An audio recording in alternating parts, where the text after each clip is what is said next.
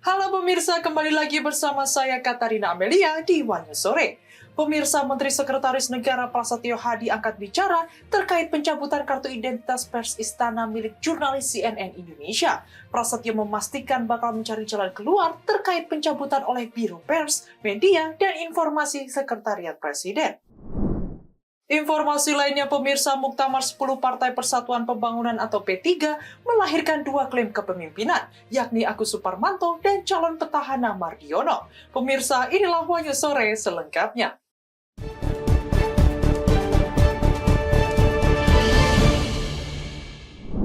PT Shell Indonesia menyatakan rencana pelepasan bisnis stasiun pengisian bahan bakar umum di tanah air, namun pelepasan bisnis ini tidak ada kaitannya dengan isu keterbatasan pasokan bahan bakar minyak yang ramai belakangan ini.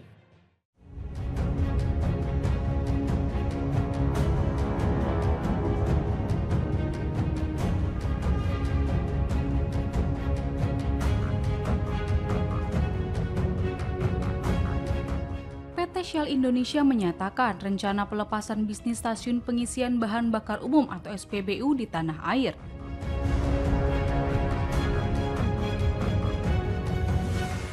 Namun, pelepasan bisnis ini tidak ada kaitannya dengan isu keterbatasan pasokan bahan bakar minyak atau BBM yang ramai belakangan ini di masyarakat.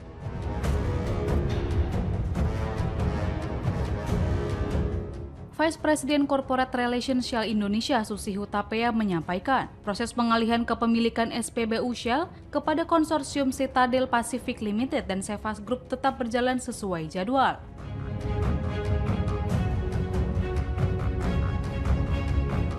Shell menegaskan proses transisi yang ditargetkan selesai pada tahun 2026 tetap memerlukan persetujuan regulasi dari pemerintah.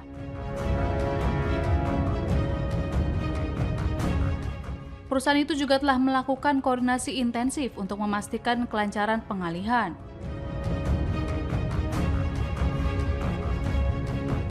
Shell juga akan terus memasok BBM langsung sehingga pelanggan dapat mengakses produk dengan standar mutu global.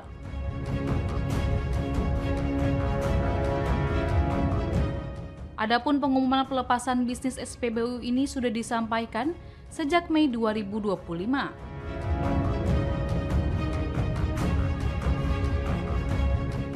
Jaringan bisnis Shell mencakup sekitar 200 SPBU, dengan lebih dari 160 unit dimiliki langsung, serta terminal BBM di Gresik, Jawa Timur.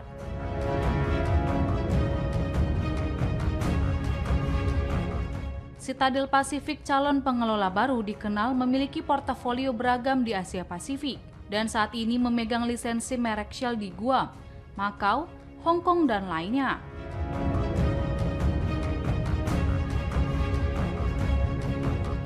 Mitra lokalnya Sevas Group merupakan distributor pelumas Shell terbesar di Indonesia.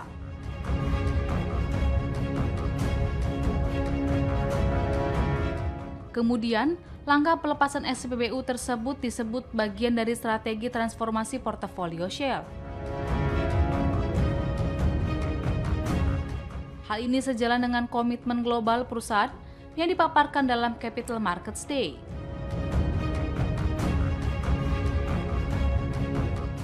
Menanggapi hal itu, Kementerian Energi dan Sumber Daya Mineral atau ESDM menjamin stok BBM di Indonesia aman, meski Shell akan tarik bisnis SPBU dari Indonesia mulai dari 2026 mendatang.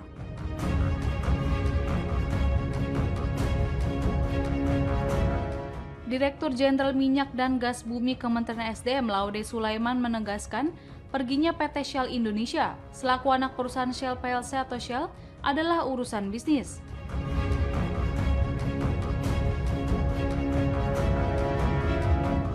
Terkait dengan kelangkaan BBM di sejumlah SPBU Shell, Laude menjelaskan karena disebabkan oleh proses negosiasi dengan PT Pertamina Persero yang belum rampung.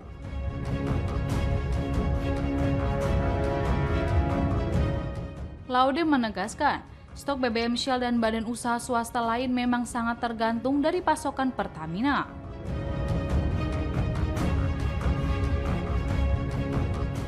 Hal ini sejalan dengan kesepakatan membeli atau mengimpor BBM lewat Pertamina dalam pertemuan di Kementerian SDM pada Jumat 19 September 2025 lalu.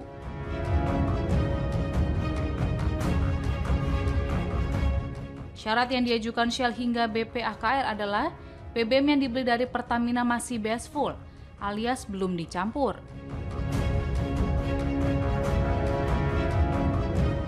Kendati begitu sampai sekarang, baru PT Vivo Energy Indonesia yang sepakat menyerap BBM dari perusahaan plat merah tersebut.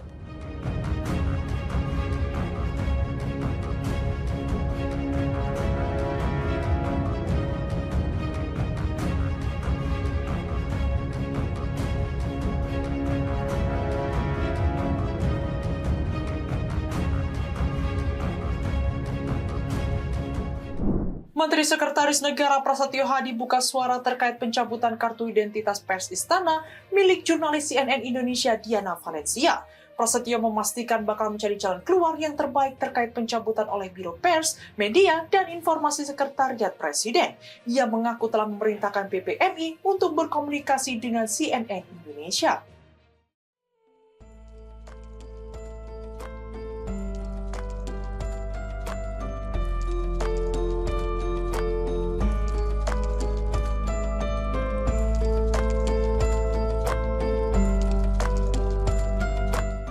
Menteri Sekretaris Negara Prasetyo Hadi buka suara terkait pencabutan kartu identitas pers Istana milik jurnalis CNN Indonesia Diana Valencia.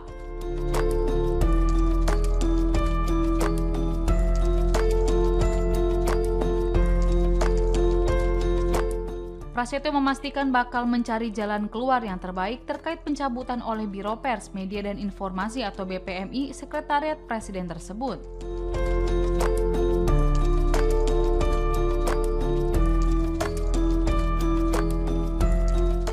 Ia juga mengaku telah memerintahkan BPMI untuk berkomunikasi dengan CNN Indonesia. Prasetyo mengatakan pertemuan antara Istana dengan CNN Indonesia juga bakal dilakukan pada hari ini, Senin, 29 September 2025.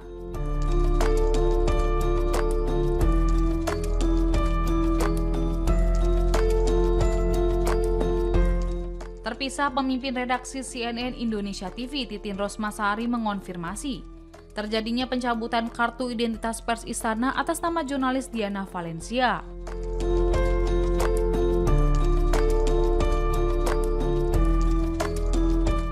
Menurut Titin, kejadian berlangsung pada Sabtu 27 September 2025, sekitar pukul 7:15 waktu Indonesia Barat. Ketika seorang petugas BPMI Sekretariat Presiden mengambil langsung ID pers tersebut di kantor CNN Indonesia. Titin menyatakan pihaknya terkejut atas tindakan tersebut dan mempertanyakan dasar pencabutan ID pers tanpa penjelasan resmi.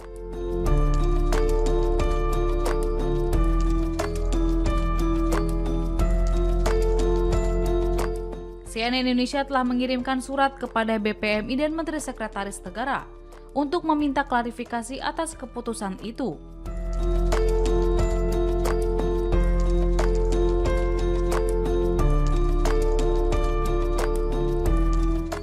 Ia menegaskan bahwa pertanyaan yang diajukan wartawannya kepada Prabowo terkait program makan bergizi gratis atau MBG tengah menjadi perhatian publik.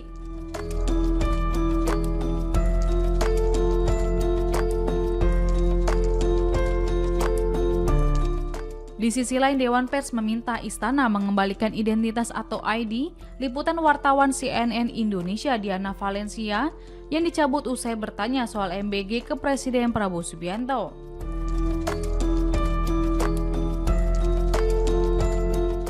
Dewan Pers mengingatkan kepada semua pihak untuk menjunjung tinggi pelaksanaan kemerdekaan pers.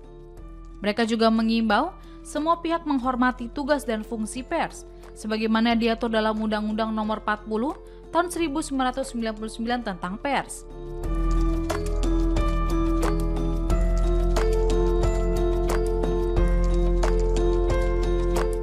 Ketua Dewan Pers Komarudin Hidayat menyatakan telah menerima pengaduan terkait pencabutan ID pers reporter CNN Indonesia yang bertugas di lingkungan Istana Kepresidenan.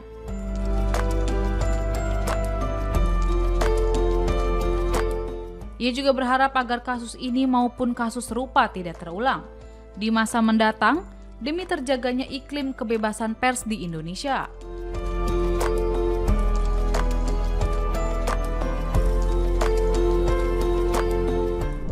Presiden Prabowo Subianto memantau maraknya dugaan kasus keracunan terkait program makan bergizi gratis di berbagai daerah selama kunjungan kerja ke luar negeri. Presiden lalu memanggil Kepala Badan Gizi Nasional Dadan Hindayana buntut rentetan kasus keracunan menu MBG.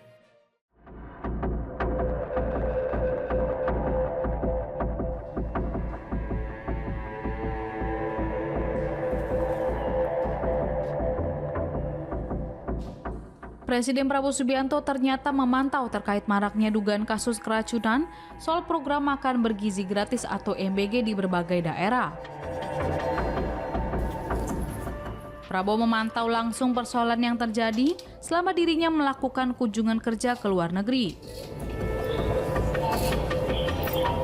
Lalu Presiden memanggil Kepala Badan Gizi Nasional atau BGN, Dadan Hindayana, buntut rentetan kasus keracunan menu MBG. Dadan menjelaskan jumlah satuan pelayanan pemenuhan gizi atau SPPG yang telah beroperasi hingga saat ini mencapai 9.615 unit, sehingga total ada sebanyak 31 juta penerima. Ia juga melaporkan jumlah kejadian luar biasa atau KLB keracunan yang terjadi sepanjang pelaksanaan program. Pada periode 6 Januari hingga 31 Juli 2025, terbentuk 2.391 SPPG dengan 24 kasus kejadian. Lalu pada 1 Agustus hingga 27 September 2025 bertambah 7.244 SPPG dengan 47 kasus kejadian.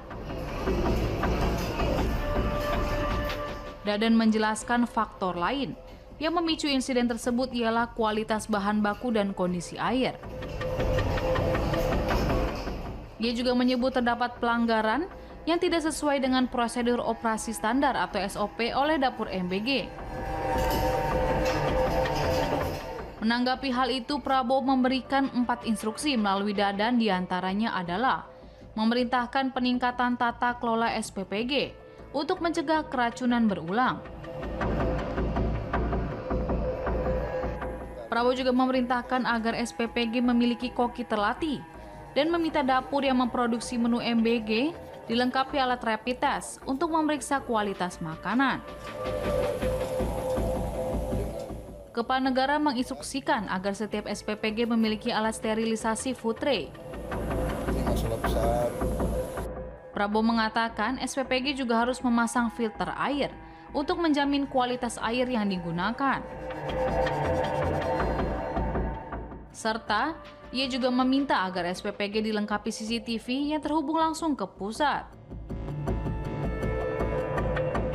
Prabowo berharap agar langkah itu dapat memperkuat kualitas layanan dan memastikan program pemenuhan gizi nasional berjalan lebih aman dan terpercaya.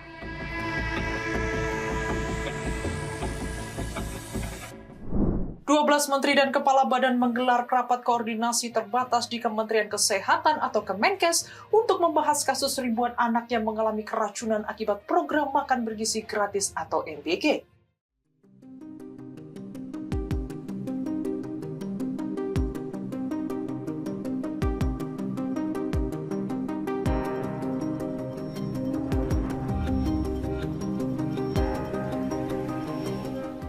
Belas Menteri dan Kepala Badan menggelar rapat koordinasi terbatas di Kementerian Kesehatan untuk membahas kasus ribuan anak yang mengalami keracunan akibat program makan bergizi gratis atau MBG.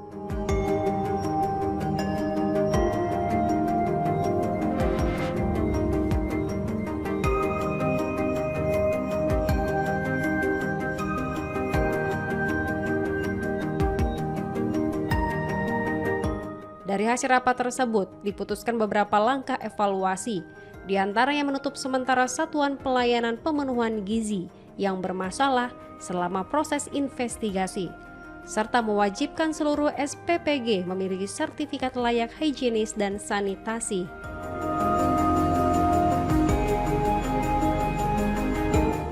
Menteri Kesehatan Budi Gunadi Sadikin mengungkapkan pihaknya belum menerima data lengkap mengenai jumlah SPPG yang sudah memiliki SLHS.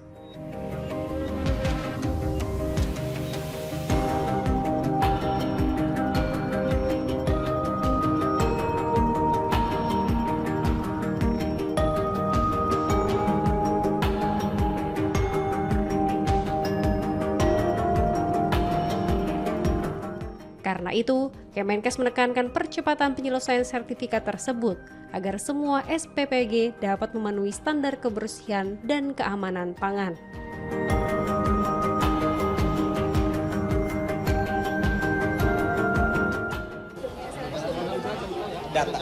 Datanya saya belum dapat secara lengkap, ya. Tetapi memang sertifikat hygiene dan layak sanitasi ini kita akan percepat agar supaya semua SPPG yang ada itu memenuhi standar dari kebersihannya, standar dari orang-orangnya gitu ya, standar juga dari prosesnya supaya baik. Dan diharapkan dalam 1 bulan selesai semuanya. Kenapa?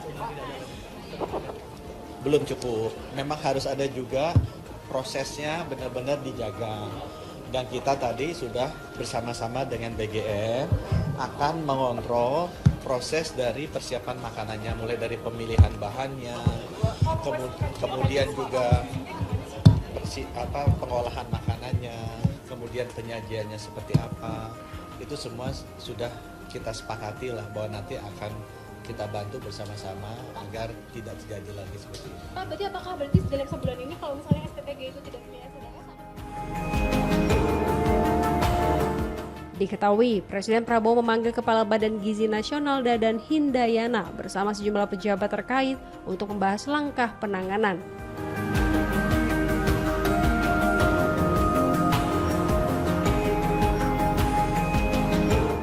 Ia mengakui sejak awal program MBG masih terdapat sejumlah kekurangan, namun yakin hambatan itu bisa diperbaiki agar tujuan program tercapai.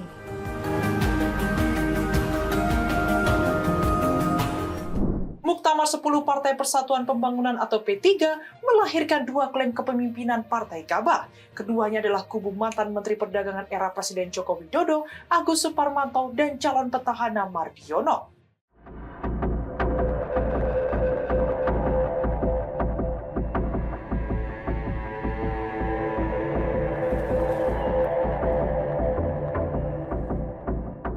Muktamar 10 Partai Persatuan Pembangunan atau P3 melahirkan 2 klaim kepemimpinan Partai Kabah.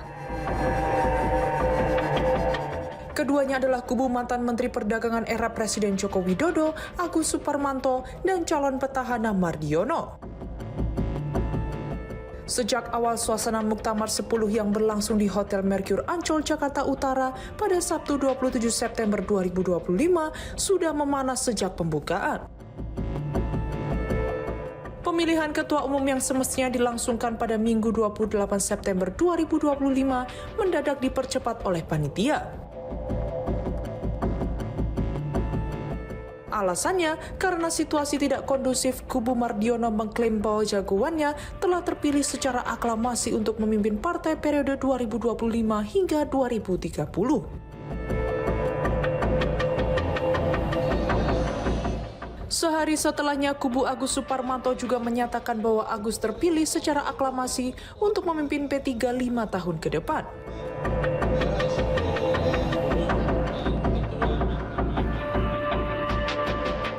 Ketua Pimpinan Sidang Paripurna menyebutkan Agus terpilih secara aklamasi oleh mayoritas peserta Muktamar 10 di Hotel Mercure Ancol. Menurut dia, keputusan tersebut diambil tanpa ada peserta yang meninggalkan arena forum.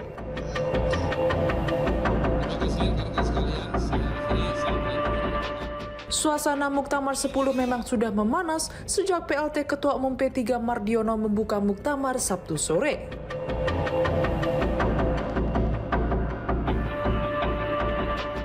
Aksi saling teriak bersahutan terjadi antara pendukung Mardiono yang meminta agar kepemimpinannya dilanjutkan 5 tahun mendatang.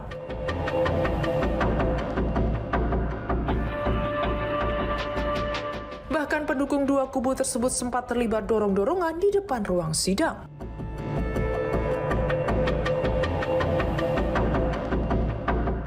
Tensi makin memanas ketika kedua kubu mulai adu jotos hingga melemparkan kursi.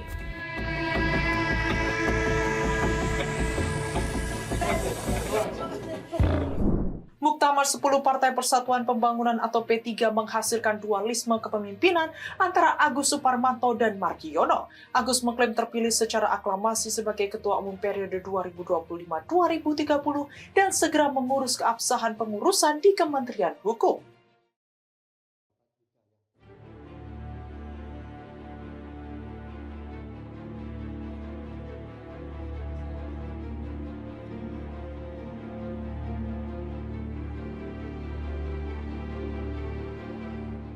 Muktamar 10 Partai Persatuan Pembangunan P3 dari tanggal 27 hingga 29 September 2025 menghasilkan 2 kepemimpinan. Agus Suparmanto menjadi salah satu nama yang diklaim terpilih secara aklamasi sebagai Ketua Umum P3 periode 2025 hingga 2030.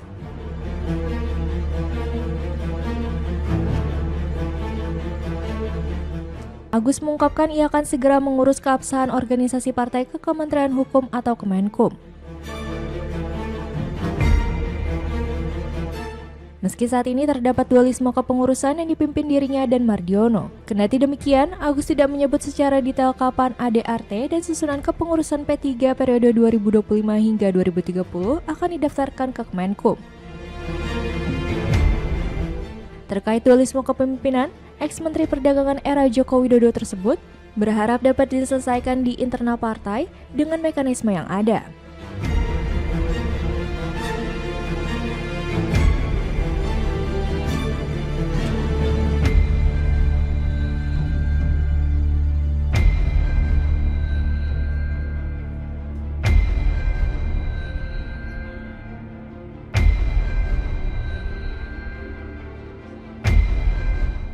Ia mengatakan tidak ingin masalah kepengurusan tersebut diselesaikan melalui mekanisme arbitrase di luar partai.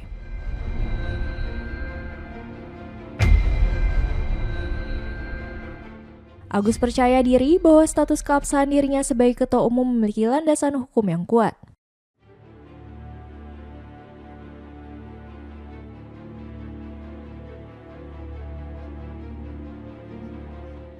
Ketua Majelis Pertimbangan P3 2020 hingga 2025 Rohmah Murmuzi menyampaikan bahwa kedepannya Agus telah menunjuk 12 orang.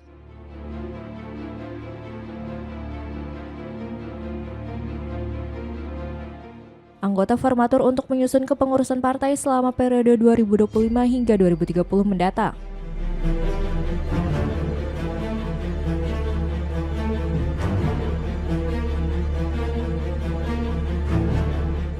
Mantan Ketua Umum P3 itu berharap Mardiono yang masih berseberangan dapat ikut serta dalam bahtera yang sama di P3 bersama Agus Suparmanto.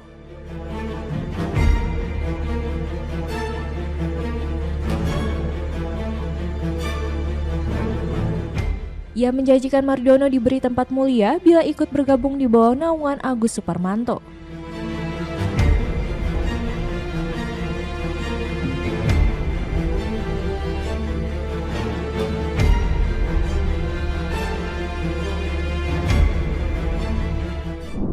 Setelah sekian dekade tersimpan di negeri orang, sebanyak 30.000 artefak dan dokumen sejarah milik Indonesia akan kembali ke tanah air. Kabar menggembirakan ini disampaikan Presiden Republik Indonesia Prabowo Subianto usai kunjungan kenegaraan ke Belanda, menandai baru upaya pemulihan warisan budaya.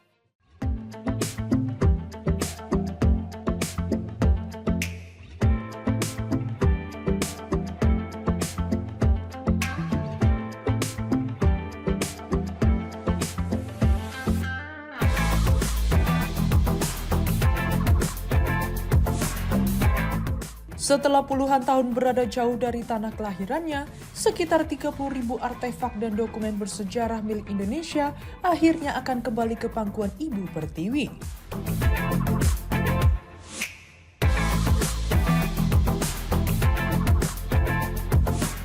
Kabar ini disampaikan oleh Presiden Republik Indonesia Prabowo Subianto usai melakukan kunjungan kenegaraan ke Belanda pada Jumat 26 September lalu.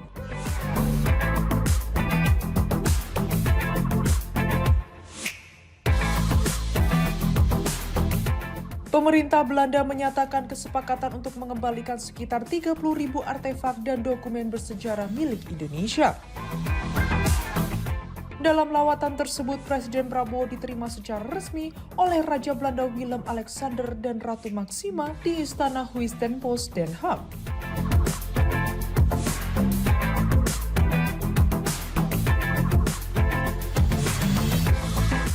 Pertemuan itu membahas sejumlah isu strategis, salah satunya mengenai pengembalian benda-benda budaya yang sebelumnya dibawa dari Indonesia oleh pihak Belanda. Presiden Prabowo menyampaikan bahwa penyambutan oleh Raja dan Ratu Belanda berlangsung hangat dan penuh kehormatan.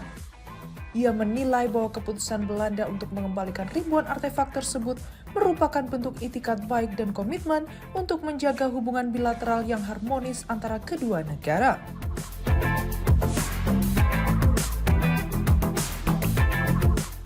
Senada dengan pernyataan Presiden, Sekretaris Kabinet Teddy Indrawijaya mengungkapkan bahwa artefak yang akan dikembalikan meliputi benda-benda bersejarah dari Jawa, fosil, serta dokumen penting milik Indonesia.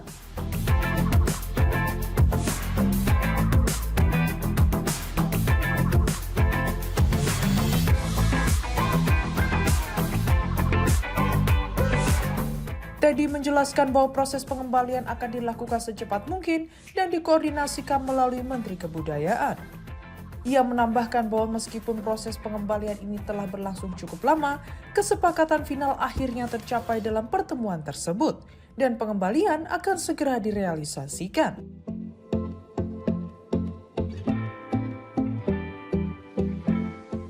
Kunjungan Presiden Prabowo ke Belanda juga dianggap sebagai momen istimewa karena turut disambut langsung oleh Raja Willem-Alexander dan Ratu Maxima secara bersamaan.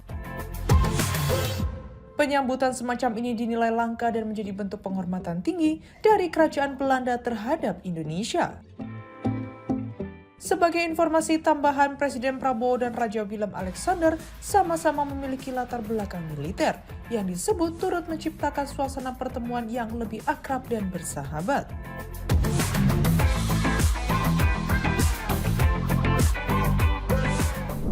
Demikian informasi yang dapat kami sampaikan pemirsa. Terima kasih telah bergabung bersama kami. Saya Katarina Amelia dan seluruh tim yang bertugas mengucapkan sampai jumpa di One News sore berikutnya. Setiap hari pukul 7 malam hanya di kanal YouTube TV One News.com.